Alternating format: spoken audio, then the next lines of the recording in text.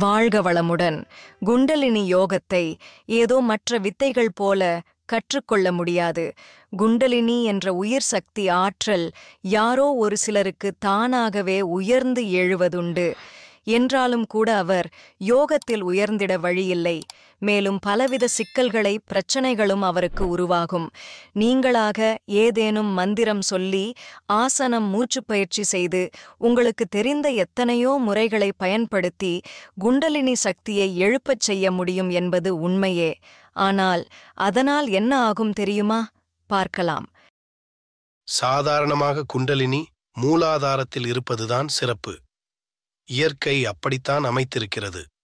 குண்டலினி உயர்த்தினால் அதற்கென்று ஒழுங்குமுறையை கடைபிடிக்க வேண்டும், பயிற்சி செய்ய வேண்டும், வேண்டாததை விலக்கவும் வேண்டும், வேண்டியதை கடைபிடிக்கவும் வேண்டும்.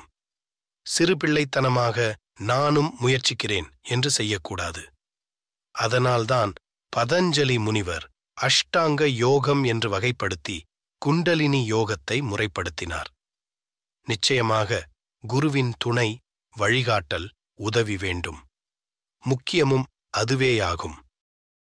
இப்பொழுது நீங்களாகவே ஏதோ செய்து குண்டலினி சக்தியை எழுப்பிக் கொண்டு விட்டீர்கள் என்று வைத்துக்கொண்டால் என்ன ஆகும்? முதலில் உங்கள் மனமும் உடலும் பதட்டப்படும். விளக்க முடியாத பயம் உண்டாகும். எழுப்பப்பட்ட குண்டலினி எங்கே நிற்கிறது? எந்த ஆதார சக்கர மையத்தில் நிலை கொண்டுள்ளது? வழியிலேயே நின்றுவிட்டதா என்று உங்களுக்கு தெரியாது.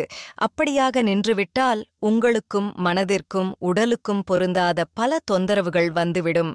உங்களால் அதை உணர்ந்தாலும் விளக்க முடியாது, கடினமாகும். பொதுவாக என்ன நிகழுமென்றால் உடல் நடுக்கம், வாய் உளறல், மயக்கம், நிற்க தடுமாற்றம், சோர்வு, உடல் பலமின்மை, உடல் சூடு, வியர்த்தல் என்று இப்படியாக இன்னும் பலவித பிரச்சனைகளை நீங்களே வரவழைத்துக் கொள்வீர்கள். கிட்டத்தட்ட இதை பித்து பிடித்த நிலை என்று சொல்லுவார்கள். முக்கியமாக உங்கள் பயம், பதட்டம் காரணமாக ஏதேனும் ஆவிகளால் பீடிக்கப்படும் நிலையும் உருவாகலாம். இப்படியான ஆவி இறங்குதல் நல்லதாக இருக்கும் என்று சொல்லுவதற்கில்லை. உங்களை அடக்கி தான் செயல்படவும் துவங்கிவிடலாம். எனவே கவனமாக தவிர்த்து விடுக.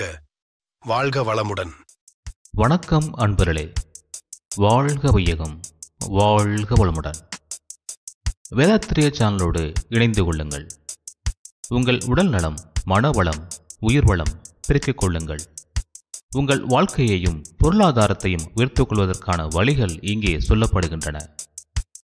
இன்றே சப்ஸ்கிரைப் செய்து கொள்ளுங்கள். வாழ்க வளமுடன்.